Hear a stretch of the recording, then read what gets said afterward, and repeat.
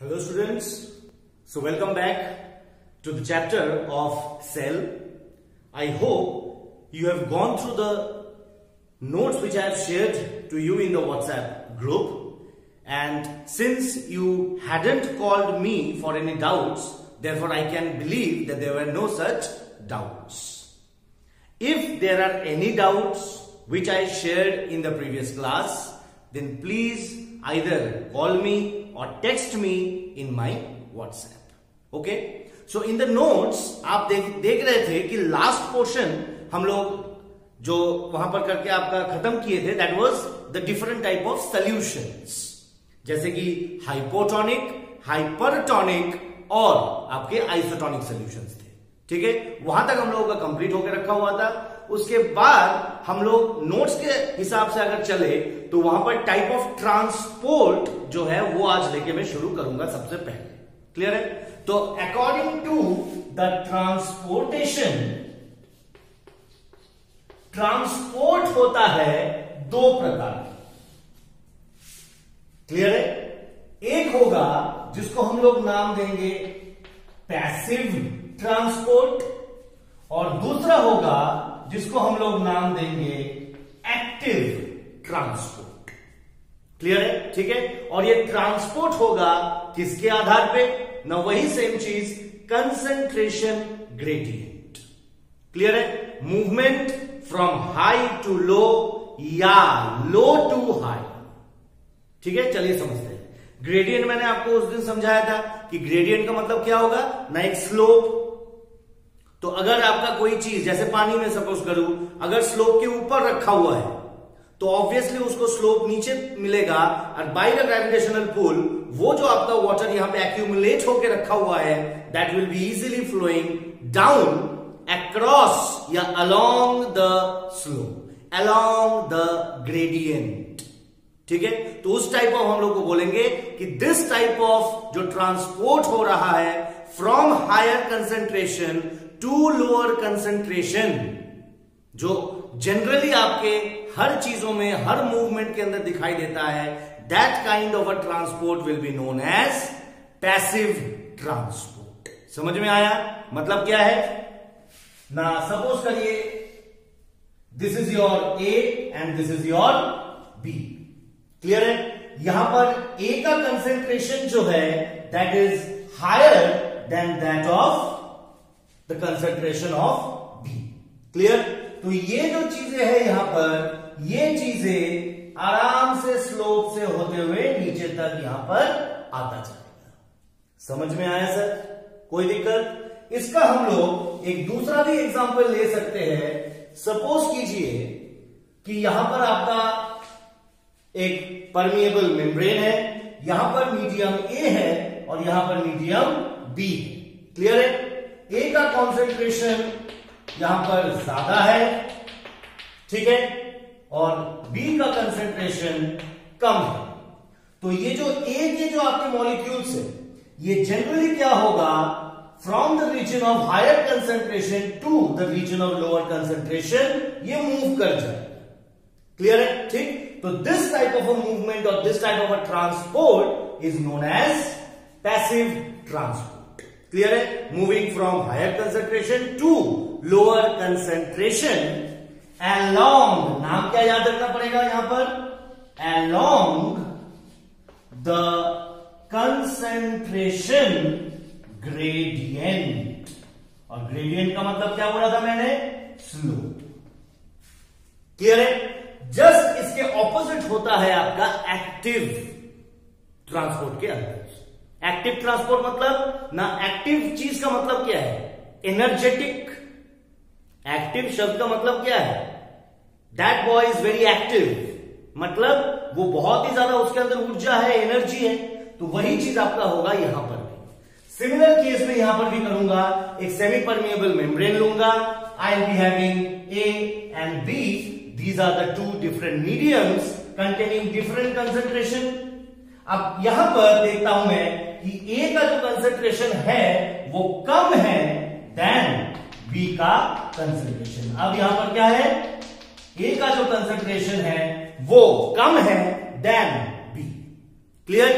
इसके बावजूद जो ए के आपके पार्टिकल्स है, ये ए के पार्टिकल्स मूव करके from lower concentration to the high concentration वो जा रहा है। मतलब जनरली अगर देखा जाए तो ग्रेडियंट किस साइड है, स्लोप किस साइड है सर, इस साइड है स्लोप। जनरली इधर से इधर आना चाहिए था, जैसे पैसिव के अंदर देखा था, बट यहां पर क्या हो रहा है, उस ग्रेडियंट के ऑपोजिट या अगेंस्ट जा रहा है। तो एक्टिव ट्रांसपोर्ट कौन सा होगा, दैट टाइप ऑफ मूवमेंट जहां पे लोअर कंसंट्रेशन से molecules will be moving to the higher concentration against the concentration gradient या कंसंट्रेशन स्लोप। समझ में आया सर? ठीक, चलिए फटाफट देख लेते हैं एक बार। Passive transport, active transport, clear है? जैसे हम लोग इंग्लिश में एक्टिव वॉइस और पैसिव वॉइस पढ़ते हैं, ठीक है? ठीक, यहां पर क्या हो रहा है ना, नॉर्मल जो कंडीशन होता है कि आप molecule will be moving from high concentration to low concentration, ठीक है? समझ में आ रहा है ना? हाई कंसंट्रेशन से लो कंसंट्रेशन मूव करेगा along the concentration gradient, that will be my passive transport. Just इसके ऑपोजिट एक्टिव के अंदर हम लोग क्या देख रहे हैं, एक्टिव के अंदर from low concentration to high concentration move करेगा अगेंस्ट, ये बहुत इंपॉर्टेंट है। दो शब्द देखो, यहां पर अलोंग, जिस साइड स्लोप है उसी साइड, यहां पर क्या हो रहा है, जिस साइड स्लोप है उसके दिशा मतलब आपके ऑपोजिट हो रहा है। तो therefore I am telling that यहां पर जो मूवमेंट हो रहा है that is against the concentration gradient. Clear है? तो ऑब्वियसली कोई चीज अगर अगेंस्ट द फोर्स, आपका प्रेशर फोर्स इधर से आ रहा है, ठीक, बट आप उसके ऑपोजिट तरफ आप अपना प्रेशर लगा रहे हो, तो ऑब्वियसली आपको ज्यादा अमाउंट ऑफ एनर्जी की आवश्यकता होगा। एंड हेंस ये जो एक्टिव ट्रांसपोर्ट है, दिस टाइप ऑफ मूवमेंट के लिए तभी पॉसिबल होगा when there is energy utilized. Only under the expenditure of certain kind of energy, अगर एनर्जी लगेगा तभी जाके एक्टिव ट्रांसपोर्ट होगा, या उससे अलावा नहीं होगा। क्लियर है? बट यहां पर एनर्जी का कोई भी दरकार नहीं हो रहा है, क्योंकि जिस साइड आपका स्लोप है उसी साइड ही वो आराम से ऑटोमेटिकली मूव कर सकता है। समझ में आया? कोई दिक्कत? क्लियर है? इसके बाद मैंने आपको जो नोट्स दिया है उसके अंदर डिफरेंसेस दिया हुआ है, दोनों में पढ़ लीजिएगा वहां से, ठीक है? चलिए फिर अब हम लोग आएंगे about the cell wall. So we will now be studying about the cell wall. Okay. So cell wall क्या है सर, और किसके अंदर पाए जाते हैं ना? हमें पता है ऑर्गेनिजम्स को ब्रॉडली हम लोग अगर क्लासिफाई करेंगे तो टू मेन ग्रुप्स के अंदर हम लोग क्लासिफाई कर सकते हैं, that is the plants and the animals. Clear? ठीक है?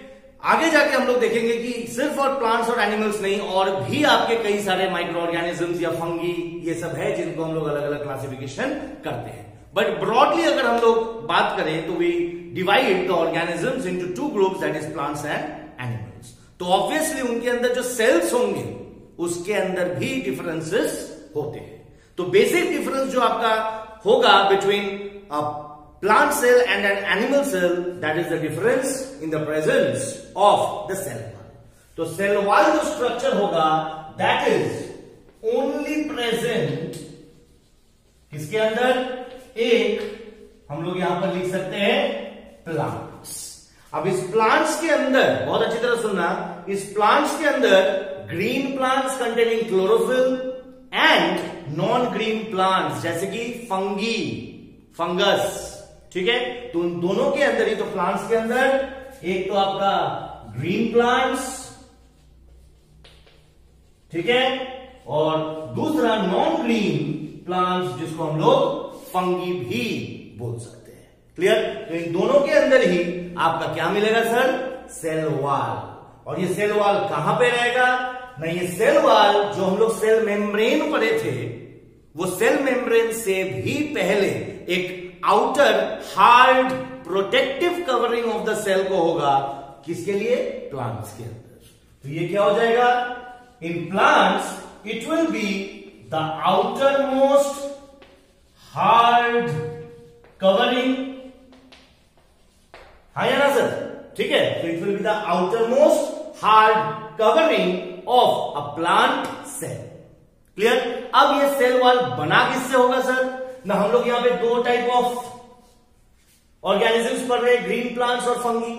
अगर मैं बात करूं कॉम्पोजिशन का, composition of the cell wall, अगर मैं ग्रीन प्लांट्स की बात करता हूं तो ग्रीन प्लांट्स के अंदर ये सेल वॉल बना होगा by complex sugar like compound जिसको हम लोग नाम देंगे सेल्यूलोज।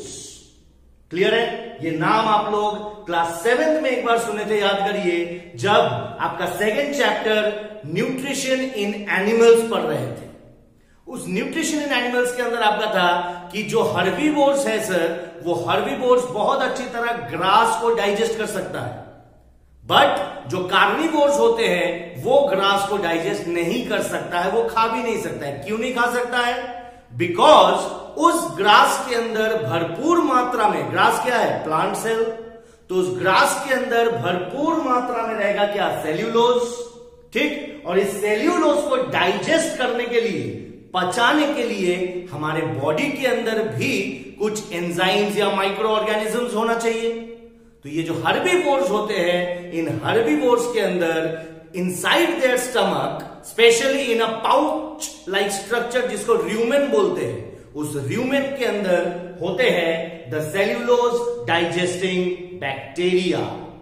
क्लियर है? और इसीलिए वो क्या करते हैं, इस सेल्यूलोज जो बहुत ही हार्ड कंपाउंड है उसको वो इजीली डाइजेस्ट कर सकते हैं, और जिसके हिसाब से therefore they are mainly depend on the plant products. Clear है सर? तो अगेन चलते हैं, composition of the cell wall पढ़ रहे थे हम लोग। प्लांट्स की सेल के अंदर जो सेल वॉल है वो किससे बना हुआ होगा? सेल्यूलोज। अगर हम लोग बात करते हैं non green plants, plants which do not contain, green colour किसके लिए होता है? क्लोरोफिल, बताओ, है ना? तो यहां पर फंगी जो है वो नॉन ग्रीन है, तो नॉन ग्रीन मतलब नॉट प्रेजेंस ऑफ क्लोरोफिल या एब्सेंस ऑफ क्लोरोफिल, है ना? तो ये नॉन ग्रीन फंगी के अंदर जो सेल वॉल होगा that will be made up of a chemical that will be chitin, या कभी कभी चिटिन भी बोलते हैं हम लोग। क्लियर है? तो chitin will be in fungi and cellulose will be the component which will be making up in the plant's cell। समझ में आया? कोई दिक्कत है सर? अब ये सेल वॉल का कुछ फंक्शन होता है, सेल वॉल का बहुत ही एक इंपॉर्टेंट फंक्शन होता है जो वो इस प्लांट्स को प्रोवाइड करता है। इसके लिए हम लोग एक छोटा सा एग्जांपल लेके पढ़ेंगे। सपोज कीजिए एक प्लांट सेल, प्लांट सेल देखने में कैसा होता है ना, क्योंकि इसके अलग अंदर आपका स्ट्रक्चर है सर, ठीक है? This is another plant cell, suppose करिए आप, ठीक? तो ये जो इन बिटवीन आपके है, दिस इज द, ये क्या है? ये हो जाएगा आपका द सेल वॉल, ठीक है? ये पोर्शन हो जाएगा आपका सेल वॉल, और ये जो पोर्शन हो जाएगा इसको हम लोग नाम दे सकते हैं द सेल मेम्ब्रेन। कोई दिक्कत? ये आपका एक सेल है, ये 2 है, 3, 4। क्लियर है सर? ठीक है। अब ये सेल वॉल देखो, इसका सेल वॉल और इसका सेल वॉल, ये दोनों सेल वॉल एक साथ जुड़ा हुआ है ना? प्लांट्स के अंदर इन सेल वॉलों के बीच आपके अलग अलग पोजीशंस होते हैं, मतलब for the distribution of the contents, ताकि एक से दूसरे में कंटेंट आ जा सके। और इस स्ट्रक्चर को हम लोग नाम देते हैं प्लाज्मोडेस्माटा। क्या बोलते हैं सर? प्लाज्मोडेस्माटा। ये एक सेल है सर, ये दूसरा सेल है, तो इसके साइटोप्लाज्म से कुछ एक्सचेंज होके इसके अंदर आ जा रहा है। वो कैसे आ रहा है? क्योंकि सेल वॉल तो बहुत ही ज्यादा एक हार्ड कवरिंग होगा, है ना? तो ये हार्ड कवरिंग होते हुए उसको अलाउ नहीं कर सकता है। Therefore, there are certain kind of gaps which are present between the intercellular surfaces. between the two cells. Clear? और उस passage को which connect the two adjoining cells, that passage is known as plasmodesmata. कोई दिक्कत sir? Clear? इसके साथ साथ जो cell wall होगा that will be a freely permeable membrane. ठीक है? हम लोग बात कर रहे थे the cell membrane. Cell membrane कैसा था? सिलेक्टिवली परमिएबल, मतलब वो बहुत ही चूजी था, क्या क्या चीज वो अपने अंदर लेगा और क्या क्या चीज वो बाहर डालेगा. बट यहां पर क्या होगा, ये जो सेल वॉल है this is freely permeable membrane, मतलब it will allow each and everything to enter into and to exit out of the cell. Clear है सर? समझ में आए आप? ठीक है. अब एक टर्म पढ़ेंगे हम लोग, that is plasmolysis. Sir plasm से आया प्लाज्म और लाइसिस का मतलब है ब्रेक डाउन. ठीक है. Plasmolysis, plasm plus lysis. Plasm मतलब किसकी बात कर रहे हैं? Obviously cytoplasm. और यहां पर break down of the cytoplasm और द मेम्ब्रेन, प्लाज्मा मेम्ब्रेन का ब्रेक डाउन. क्लियर है? तो ये कैसा होता है ना, जो प्लांट सेल्स होंगे sir, if I talk about a plant cell, और इस प्लांट सेल को मैं डिप कर देता हूं किस टाइप ऑफ सोल्यूशन के अंदर? एक हाइपरटोनिक सोल्यूशन के अंदर मैं एक प्लांट सेल को डाल देता हूं. आया समझ? हाइपरटोनिक मतलब क्या है सर? पहले बता दिए थे हम लोग. हाइपरटोनिक सोल्यूशन मतलब यहां पर जो सेल है, सेल के अंदर जो वाटर कंटेंट होगा वो वाटर कंटेंट ज्यादा होगा than the water content of the solution. Hypertonic मतलब क्या है? इस हाइपरटोनिक सोल्यूशन का वाटर कंटेंट क्या होगा सर? कम होगा. किससे कम होगा? Than the water content of the cell जो होगा उस सेल का वाटर कंटेंट ज्यादा होगा. तो अगर ज्यादा इसके अंदर है और कम है तो क्या होगा? यहां से पानी बाहर की तरफ मूव करेगा. यही तो होगा सर. पानी छोड़ेगा सेल और वो फिर आता जाएगा इस सोल्यूशन के अंदर. तो देखा जाता है सर, ये तो आपका द सेल मेम्ब्रेन है and this is the cell wall. तो सेल वॉल तो इंटैक्ट रह जाएगा. बट ये जो प्लाज्मा मेम्ब्रेन है, ये प्लाज्मा मेम्ब्रेन अपना जो पोजीशन है वो करके और वो धीरे धीरे श्रिंक हो जाएगा. क्यों श्रिंक हो जाएगा sir? Because it is losing all the water outside. तो पानी अगर इससे निकल जाएगा बाहर तो it will be losing its shape, है ना. तो ये जो श्रिंकिंग ऑफ, ठीक है, ये जो shrinking of the cell membrane हो जाता है अंदर की तरफ, इस कंडीशन को ही हम लोग नाम देते हैं प्लाज्मोलाइसिस. समझ में आया अच्छी तरह? कब दिखाई देगा हमें ये चीज? Now when a plant cell will be immersed in a hypertonic solution. जैसे ही हाइपरटोनिक सोल्यूशन के अंदर डालेंगे, ये तुरंत जो आपका पानी होगा इसके अंदर कंसेंट्रेशन ज्यादा है तो ज्यादा से बाहर मूव करेगा and the shrinking of the plasma membrane will happen and this आपका condition is known as plasmolysis. Clear है सर? ठीक है. सेल वॉल का एक और आपका फंक्शन होगा कि अगर कोई भी सेल है सर, इस कोई भी सेल को अगर आपका ऑब्वियसली प्लांट सेल होगा, अगर मैं सेल वॉल की बात कर रहा हूं, तो ये तो आपका कंडीशन हुआ कि हाइपरटोनिक सोल्यूशन के अंदर अगर डालेंगे तो क्या कंडीशन होगा? प्लाज्मोलाइसिस. अगर यही चीज मैं एक सोल्यूशन के अंदर डाल रहा हूं इसको, जो सोल्यूशन है आपका एक हाइपोटोनिक सोल्यूशन, अगर यह हाइपोटोनिक सोल्यूशन होगा तो क्या हो सकता है सर? ना हाइपोटोनिक मतलब अब पानी इसके अंदर ज्यादा है देन द सेल, तो obviously movement of the water will be towards the cell, तो the cell will swell up. कितना स्वेल होगा? हो सकता है कि ये जो सेल है, जो अगर सिर्फ और सिर्फ एनिमल सेल की बात करूं मैं, तो एनिमल सेल के अंदर सेल वॉल नहीं होगा, only the cell membrane will be there. तो वो क्या होगा? पानी अपना सेल मेम्ब्रेन के ऊपर प्रेशर क्रिएट करेगा और एक कंडीशन ऐसा हो सकता है कि the plasma membrane breaks down because वो बहुत ही थिन डेलिकेट लेयर है सर आपका। तो एनिमल सेल बर्स्ट भी कर सकता है, फूट सकता है, फूल जाएगा और फूल के वो बर्स्ट भी हो सकता है। बट ये कंडीशन आपका प्लांट सेल के अंदर बहुत बाद में दिखाई देगा कि वो फूटने का कंडीशन। क्यों?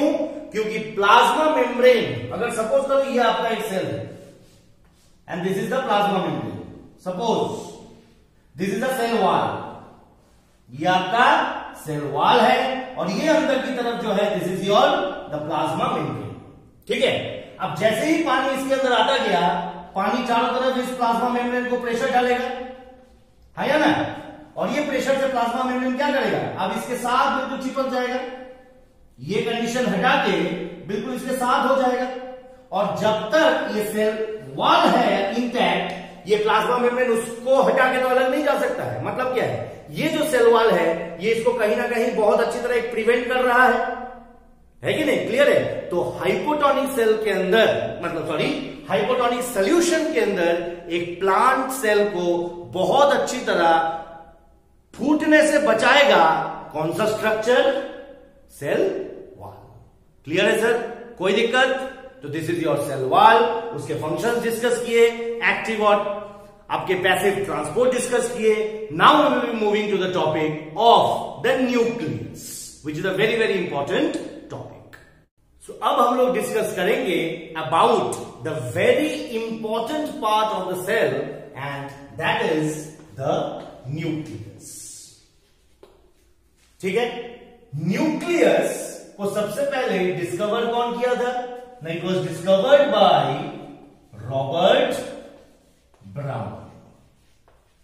ठीक, it was Robert Brown who discovered the nucleus. Clear है? अगर मैं एक सेल की बात करूं, सपोज करो I take the example of either a plant cell और एन एनिमल सेल। न्यूक्लियस होगा कहां पर ना? अगर एनिमल सेल होता है, this is your animal cell and this is your plant cell. अगर एनिमल सेल होगा तो न्यूक्लियस विल बी बिल्कुल centrally present. Where will be the nucleus present in an animal cell? It will be a well distinguished figure या structure that will be present right at the center of the animal cell. Clear है? But plant cell के अंदर हम लोग देखेंगे कि यही जो आपका न्यूक्लियस है वो छोटा सा होके एक कोई कोने में आ जाता है। क्लियर है? ये क्यों कोने में आता है अभी हम लोग देखेंगे। ठीक है ना? जब हम लोग सेल ऑर्गेनेलिस के बारे में पढ़ेंगे, उसके अंदर वैक्यूल्स के अंदर देखेंगे कि large portion of the area of the plant cell is covered by vacuole. तो ऑब्वियसली अगर वैक्यूल सबसे ज्यादा अगर एरिया लेगा तो ऑब्वियसली जो न्यूक्लियस है वो बहुत छोटा होकर उसको धकेल देगा नीचे की तरफ। समझ में आया sir? Clear? Parts of the nucleus देखेंगे। सबसे मेन जो आपका पोर्शन है that the nucleus will be covered by a double membraned nuclear membrane. ठीक है सर? सबसे पहला जो स्ट्रक्चर होगा आपका that will be the structure of the nuclear membrane. चलिए एक न्यूक्लियस ड्रॉ करते हैं और साथ साथ उसके लेबलिंग हम लोग कर देते हैं। तो अगर मैं बोलूं this is the structure of a nucleus and this will be certain kind of the double layering और बीच बीच में आपका कुछ कुछ गैप भी होगा, जिस गैप को हम लोग नाम देंगे द न्यूक्लियर पोर्स। मतलब द मेम्ब्रेन जो होगा ये होगा आपका डबल मेम्ब्रेन, ठीक, with minute pores on its surface. Clear? Obviously minute pores होने से क्या फायदा होगा ना? इंटरनल जो आपका स्ट्रक्चर है उस इंटरनल से कुछ चीजें बनेंगे जो आपका बाहर क्या है? साइटोप्लाज्म है। तो from inside the nucleus some amount of substances will be moving from the inside the nucleus to the outside cytoplasm. Clear है? उसके लिए कौन जिम्मेदार है? Nuclear pores. नेक्स्ट हम लोग एक स्फेरिकल स्ट्रक्चर देखेंगे इनसाइड द न्यूक्लियस, जिसको हम लोग नाम देंगे न्यूक्लियोलस। इसको क्या नाम देंगे हम लोग? This will be named as the nucleolus. तो ये हो जाएगा आपका nuclear membrane, this will be the nuclear pore and this will be the structure of nucleolus. Clear है?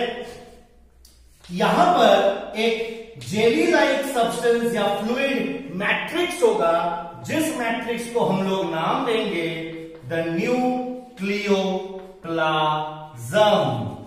प्लाज्म है, देखो, साइटोप्लाज्म, न्यूक्लियोप्लाज्म, प्रोटोप्लाज्म। तो इस प्लाज्म का मतलब क्या है? This will be a fluid matrix which will be remaining inside the nucleus. Clear है सर? कोई दिक्कत? Last but not the least, सबसे जो इंपॉर्टेंट आपका फैक्टर रहता है nucleus, why it is so much of important cell organelle, हम लोग देखेंगे। Due to the presence of a very fine thread like structure, जिस थ्रेड लाइक स्ट्रक्चर को हम लोग नाम देंगे यहां पर क्रोमैटिन रेटिक्यूलम। क्या नाम देंगे सर? क्रोमैटिन रेटिक्यूलम या क्रोमैटिन फाइबर्स का भी नाम हम लोग दे सकते हैं। क्लियर? तो ये मोटा मोटा आपका एक न्यूक्लियस का स्ट्रक्चर है। दिस इज अ कवर्ड या surrounded by a double membrane nuclear membrane. That nuclear membrane will be having certain pores, जिसको हम लोग न्यूक्लियर पोर्स बोलेंगे, which allow the substances to be coming out from inside the nucleus to the outside cytoplasm of the cell. Clear है? इसके बाद there will be the presence of a spherical body, जिसको हम लोग नाम देंगे nucleolus.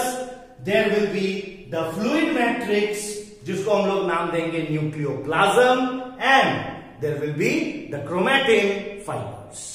कोई दिक्कत यहां तक? क्लियर है? अब ये क्रोमैटिन फाइबर्स बनेगा क्रोमोसोम्स। मतलब ये कैसा है? थ्रेड लाइक स्ट्रक्चर है। जब एक सेल विल बी डिवाइडिंग, मतलब during cell division, just at the start of the cell division, जब एक सेल डिवाइड होना चालू करेगा, ये जो उसके अंदर आपका क्रोमैटिन फाइबर्स या क्रोमैटिन रेटिक्यूलम था, वो आपके कंडेंस हो जाएंगे, मतलब बिल्कुल आपस में आ जाएंगे, और यही जो आपका बिल्कुल थ्रेड लाइक स्ट्रक्चर था, ये कंडेंस होके एक स्ट्रक्चर बना देगा, जिस स्ट्रक्चर को हम लोग क्या नाम देंगे सर?